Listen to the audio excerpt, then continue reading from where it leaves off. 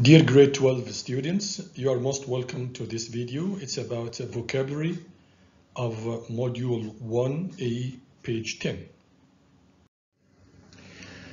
We are going to study how to use confusing words correctly in their contexts and how to derive adjectives from nouns or verbs by some derivational suffixes. Please, before you start, you need to prepare your student book, okay, and a copybook in order to start writing your own word list or mini dictionary according to your own level. In addition, you need also a dictionary, whether it's a hard copy like this one or an internet access to a dictionary online. Kindly open your student book, page 10. Answer questions from 1 to 4, write your answers in your copybook, and then follow the video for analysis and feedback. Okay, now pause and concentrate. Done? Okay, you need to think of two confusing words, primary and initial. And here you are some tips. Primary means very important, whereas initial means the first thing. Your answers, please. Have you done the first one using initial? My boss's initial reaction, the first reaction my boss did was to yell, to shout. But once he calmed down, he discussed the issue with me. The second one, the safety of the children is the school's exactly primary concern. The very important concern for the school is the safety of the children. Let's continue. Okay, now do the same with questions 3 and 4, and you need to think of the difference between original and authentic. Take your time. Here you are some tips. The word original means something completely new and different from anything that has existed before. Whereas authentic means something done or made in its genuine way, something real. How about number 3? That's not a very... You got the answer? Exactly. That is not a very original idea. Let's try to think of something else. For number 4, to taste something like real Italian food, yeah, authentic Italian food, you should go to the little restaurant that is near the town hall.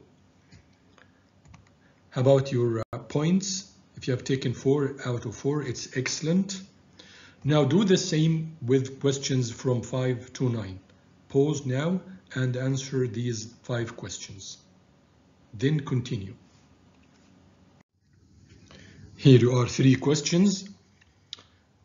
You need to think of the difference between trend, tradition, and routine. Take your time, use your dictionary, write your answer in your copybook, and then let's discuss. Here you are the tips. Trend is something currently fashionable, something that has spread very widely among people and it has become very popular.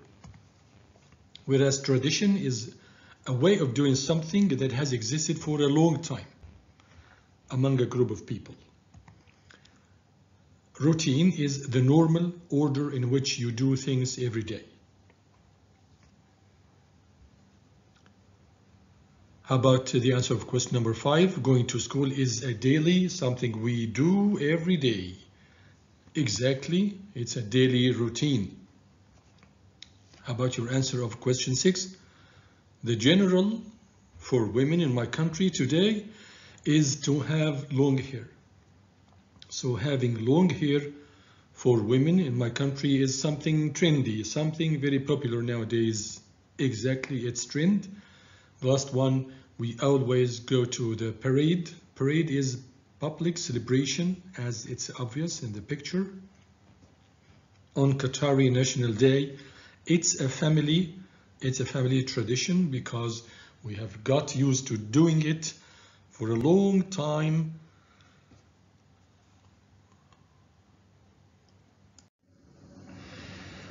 The last two questions in this group, number 8 and 9, and you need to think of the difference between custom and habit. As usual, use your dictionary, take your time, and let's discuss. The word custom means an accepted way of behaving or doing something in a society or a community, whereas habit is something you often do almost without thinking, and it is hard for you to stop doing it. How about your answer to number 8? I think that biting your nails, okay, is a disgusting habit. Because someone does it almost without thinking, and it's hard for you to stop doing it. In many countries, it's the space for the father of the bride. This is the father of the bride to escort her, to take her, to accompany her to the wedding ceremony. Yeah, it's custom. How about your points out of 5? Okay, let's do the same with questions from 10 to 13. Now pause and answer these questions.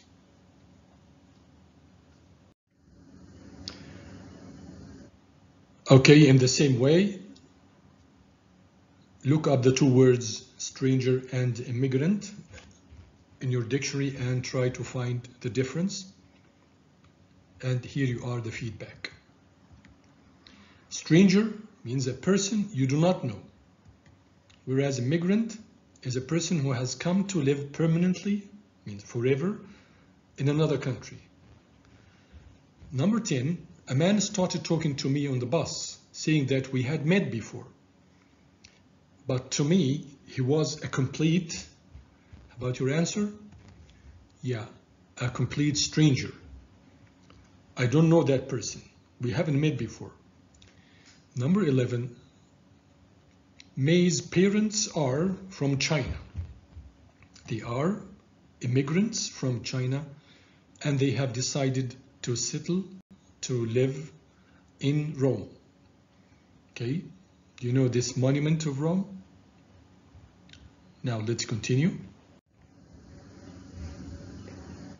Questions number 12 and 13, and you need to know the difference between foreigner and tourist. Here you are some tips. A foreigner is a person who comes from another country, and a tourist is a person who is traveling or visiting places for pleasure, like the people doing here in Qatar. How about number 12? More than 3 million tourists visit the island every year. And number 13 is, you can tell that she is a foreigner from her accent.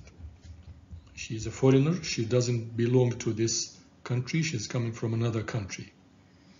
How about your points? Now let's have a look at exercise B.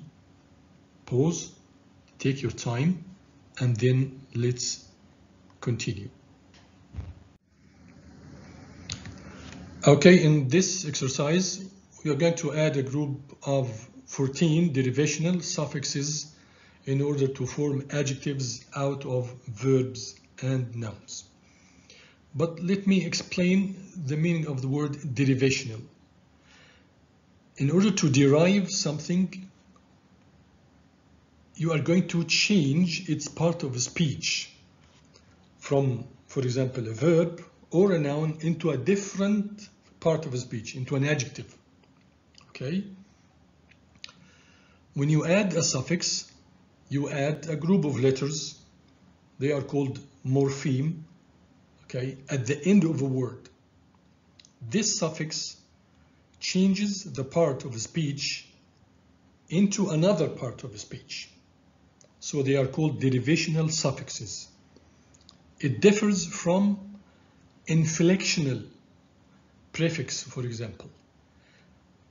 If you have the adjective happy and you say unhappy, Un is a prefix, right?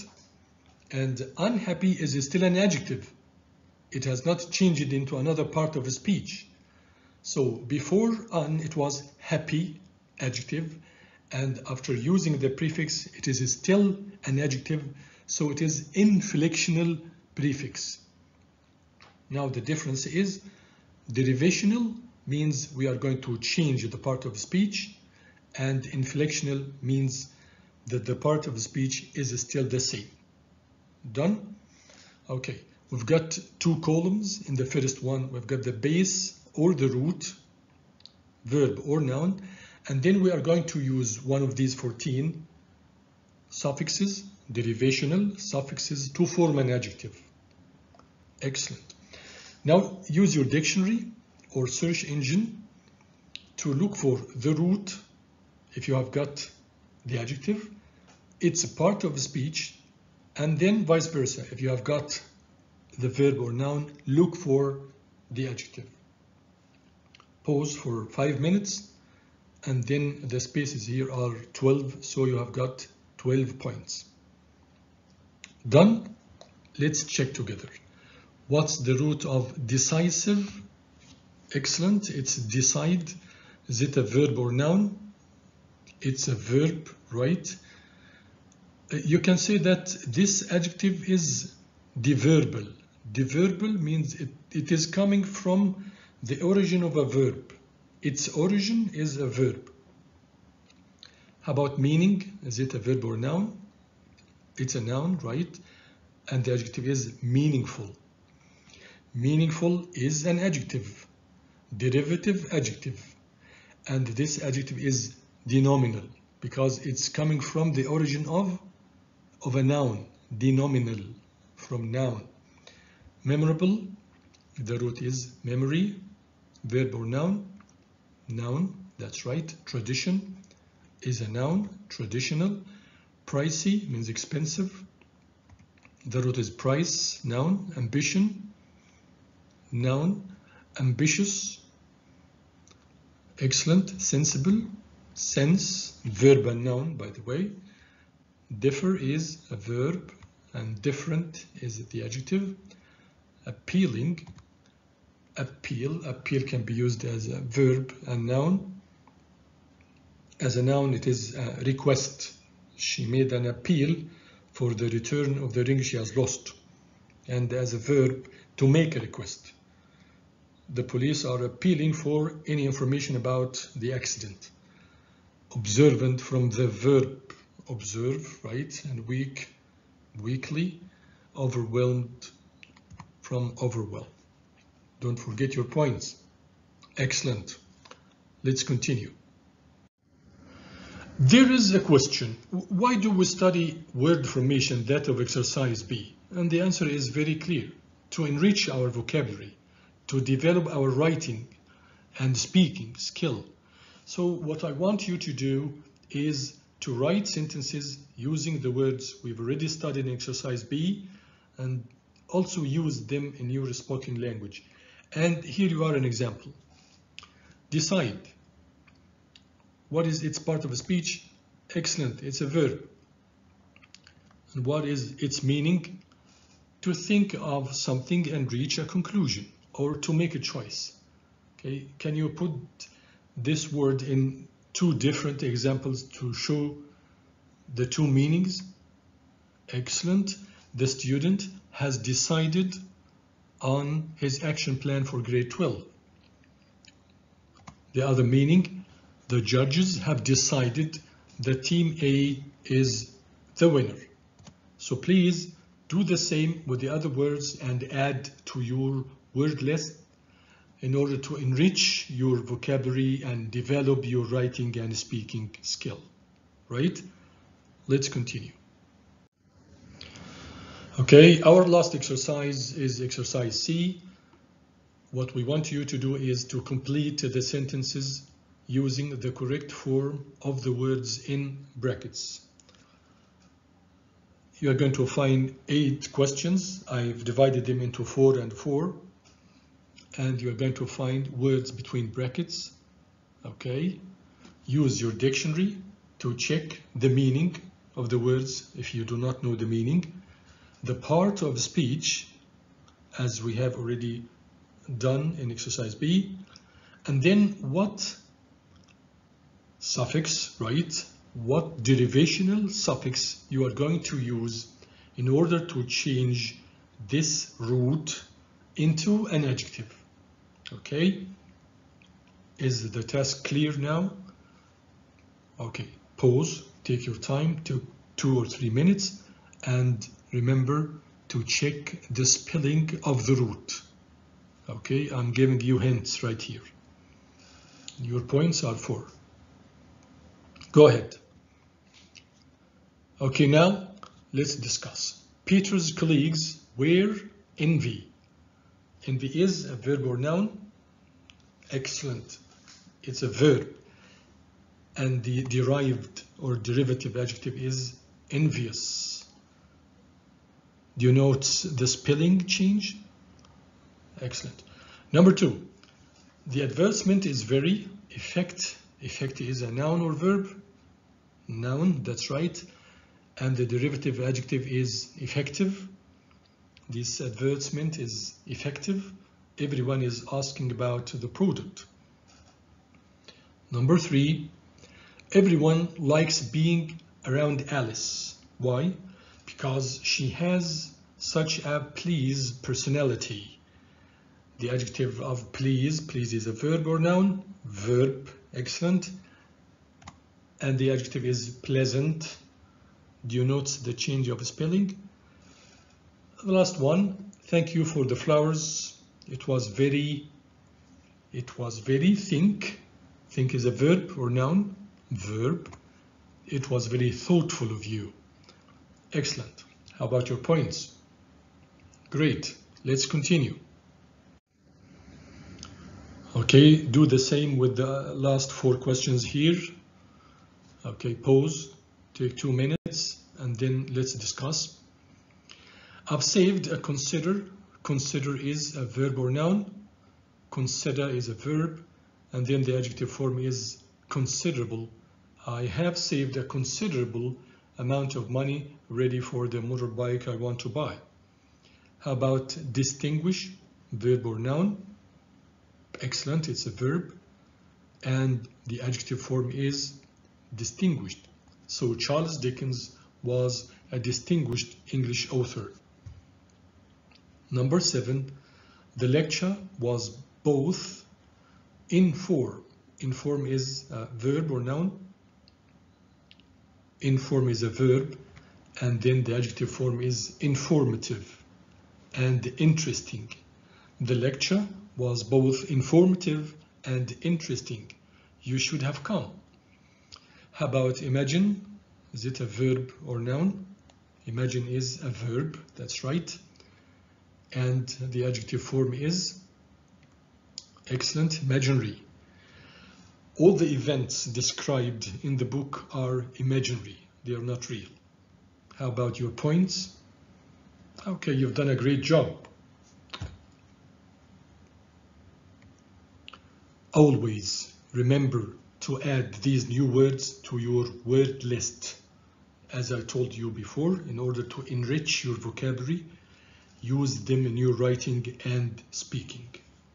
Okay, this video will be available on Microsoft Teams, and thank you so much for watching it.